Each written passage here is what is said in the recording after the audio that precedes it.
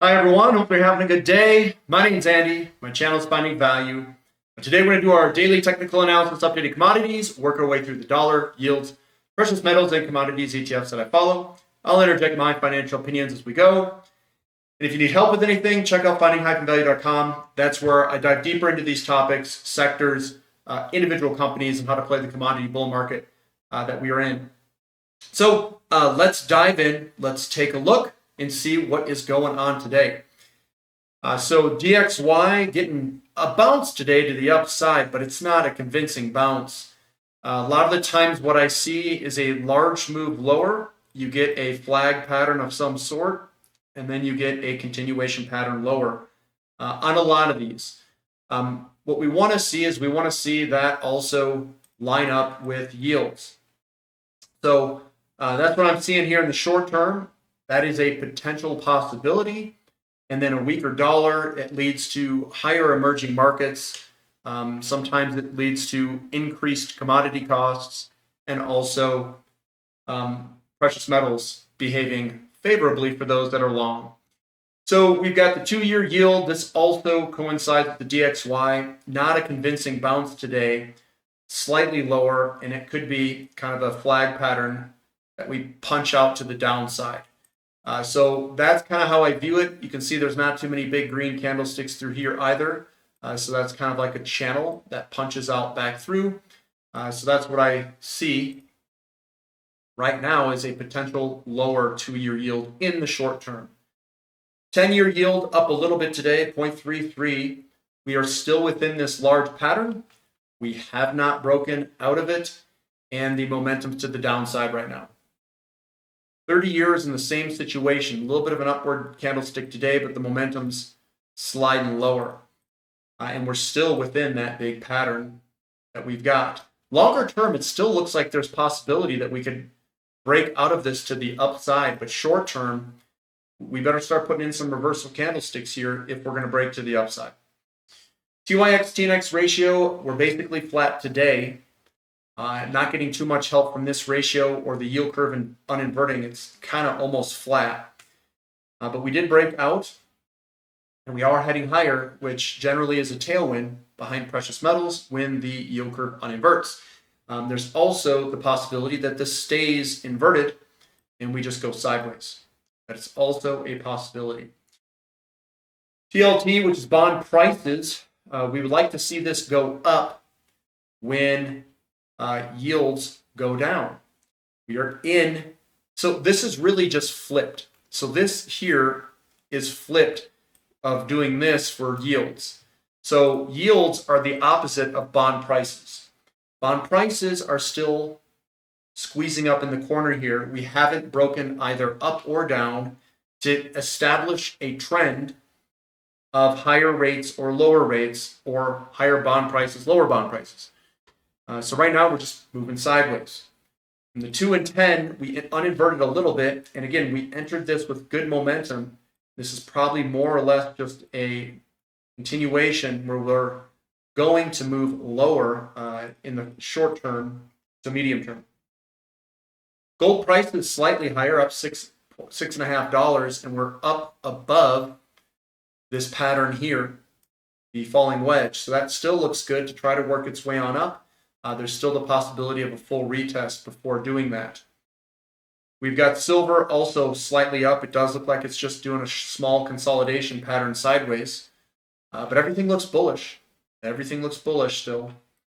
Platinum down a little bit. We hit our head on that big resistance level. We are continuing to make higher lows, and maybe we pull back to some level up here before attacking that resistance line again. Palladium getting a little bit more kick in the nuts here. We've broken out of this downtrend to the upside, and we're getting our pullback. Maybe we're going to end up at 960 or something like that for a retest. Still looks good. We're just getting some stronger selling pressure in the short term here, and we got support down there at about 960-ish. GDX moving sideways, so that's good. Gold's up a little bit. Platinum and palladium are down, but it's not really selling off, so this still looks good to work its way on up. GDXJ also just moving sideways, and that is a continuation pattern higher, and we are underneath resistance. There's that resistance going across that we're talking about. SILJ down 1%, and still looks good, still well poised for a potential move higher, and we're still working our way on up. We've got XAU to gold ratio. That's broken the downtrend line. Still looks good to work its way on up. We were a little bit lower today, but it's just a continuation pattern, bloody nose. Higher, higher, higher. For gold and silver mining companies, outperform gold.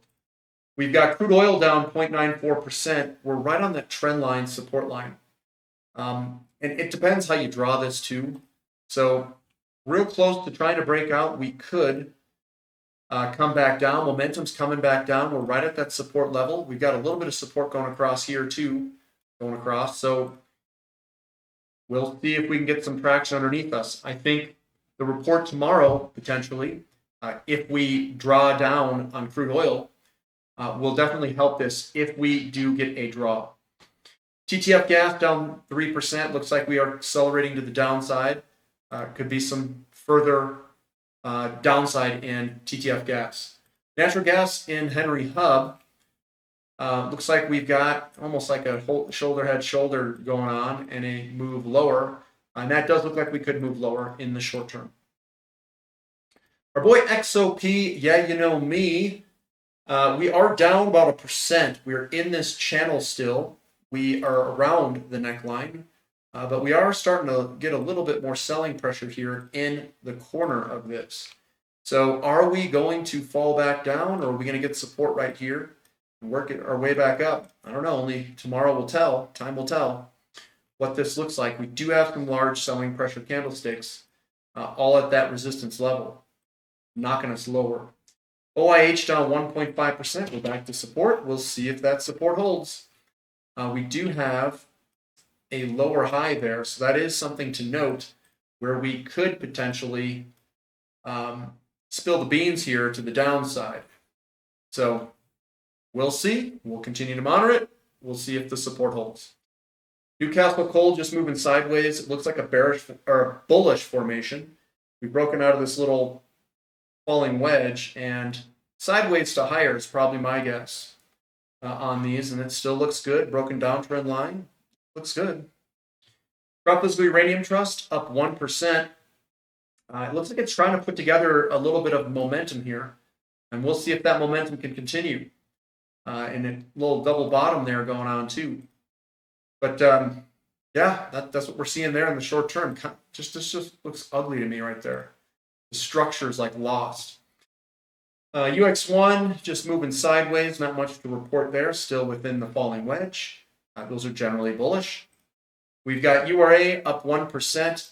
We bounced off that support level, and we've got a bullish engulfing, so we'll see if we can get a little bit of momentum, broken downtrend line to the upside. Uranium also putting in a bullish engulfing. We've got a couple of bullish candlesticks here. I'm getting a little bit more bullish, guys. It's looking like we could try to work our way on up in some of these uranium equities. And URNJ also working a little bit higher. Still below this trend line, but I'm not a huge trend line guy where it's, oh, we will go down or we will go back up. It's obviously all just kind of being patient, waiting for everything to play out. But URNJ is below it. The other ones are above it. Who's going to win? Difficult to say. I highly doubt that URNJ is going to go opposite of URNM and URA. So we'll see what this looks like over time. Small selling pressure in copper still looks good to work its way on up. A little flag pattern or pennant formation or something going on there. COPX still looks all right. We're above a lot of support through there, so hopefully we can work our way on up. Iron ore down slightly, and this still looks good to me on the longer picture view. We're just kind of towards the low end of this support megaphone pattern. We've got aluminum down a little bit. Like I said yesterday, when you don't get big green candlesticks, it could be a flag pattern, and that looks like we could head a little bit lower to the downside in the short term for aluminum. Nickel just trading sideways right where we're at. It could be a halfway pattern, and we could go lower in the short term if that is a halfway pattern. Think of it as a flag pattern. If we don't get any very large green candlesticks. Most of the time, it's a continuation lower. Moo selling off a little bit, surprisingly. Looks like we could head lower here. The support is not supported. So we've got support coming back to, I'd say, around this $60-ish area. And it looks like it wants to head back down there. Emerging markets up 0.4. That's looking pretty good versus a lot of the other stuff. So that's getting some momentum to the upside. We've got KRE up 1.8%. Bullish engulfing looks good to work its way on up. We do have a lot of resistance through here, guys. It won't be easy sailing. TAN up slightly right above support. That does like lower yields. And government support. Lithium down. We'll see what this thing does. I wouldn't be doing anything. I'd just be watching. 36 is good support. REMX getting some selling pressure today. Looks like we want to go lower. So this is a potential halfway pattern where we could go lower in REMX. Baltic Dry Index down 1.3%. Looks like it's coming back to support. Strong support level at about 1750. XHB down just slightly today, but this does look like we could see some further downside in the short term with zero green candlesticks in terms of army. That's just a flag pattern looking like it wants to go lower. Russell 2000 down just slightly in this channel, working its way on up a little bit towards the high end of this pattern here. We've got S&P 500 continuing to go up barely. I don't know how, but it just continues to work its way on up very slowly. And then also the NASDAQ up just a little bit. Crazy. I would have thought this was it right there, guys. This is the Batman pattern if you want to see.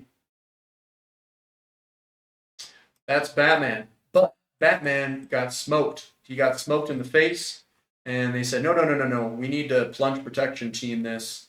We need Mr. Biden to get elected, so we got to throw that thing up. SMCI down just slightly.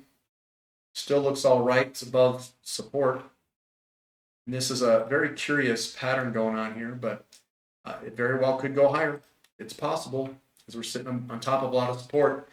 NVIDIA up a little bit. It looks like it's getting a little bit tired. Every time I say that, it goes up more. So maybe it's going to go up more. But I'm not shorting any of this stuff. This is not a good entry point up here. No. Entry points, if you're looking, you want to get in early.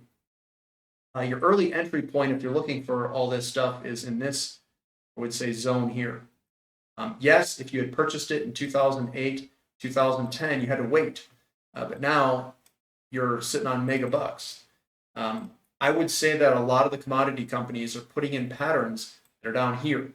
And I think this is coming in the later 2020s. And it could happen very quickly. Very, very, very quickly. Like a chart that does like that.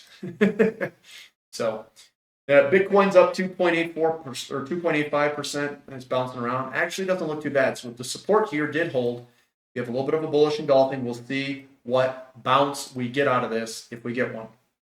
And then Ethereum's up 1.7%. We've got the wicks, the bottom. That's upside buying pressure.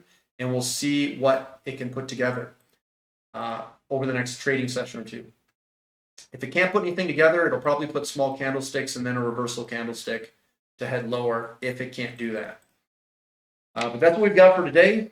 Give me a thumb up for the content, subscribe to the channel, subscribe to the website. We still have that May Day coupon if you're interested in signing back up or signing up.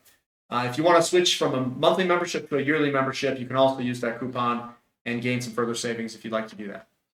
All right, guys, that's all I've got for today. So we'll catch you next time. This is Finding Value.